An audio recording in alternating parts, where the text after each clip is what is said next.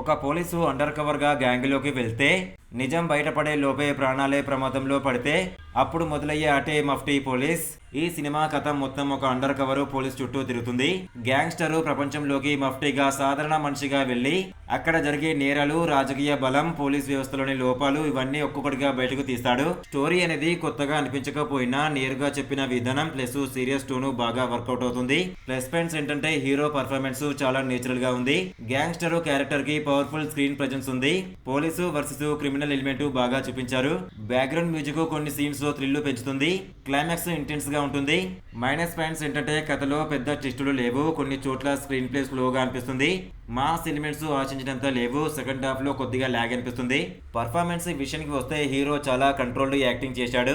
Villain భయపెట్టే range కాదు కానీ గంభీరంగా ఉంటాడు. సపోర్టింగ్ క్యాస్ట్ కథకు న్యాయం చేశారు.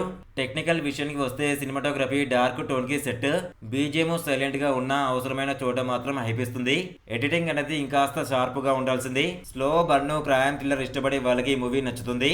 లాజిక్ రియలిజం కోరుకునే వాళ్ళకి నచ్చుతుంది. ఫుల్ మాస్ ఎంటర్టైనర్ అనుకుంటే మాత్రం నిరాశే. ఈ మూవీకి నా రేటింగ్ వచ్చేసి 3/5. క్రైమ్, పోలీసు స్టోరీస్ ఇష్టపడితే చూడొచ్చు. ఫాస్ట్ పేస్డ్ థ్రిల్లర్ కావాలంటే ఒకసారి ఆలోచించండి. ఇలాంటి ఇంట్రెస్టింగ్ మూవీ రివ్యూస్ కావాలనుకుంటే మన ఇన్స్టాగ్రామ్, టెలిగ్రామ్, వాట్సాప్ గ్రూప్ లో జాయిన్ అండి. బెస్ట్ మూవ్స్ వస్తాయి ప్రతిరోజు. డిస్క్రిప్షన్ లో లింక్ ఇచ్చాను, ఓపెన్ చేసి చూడండి.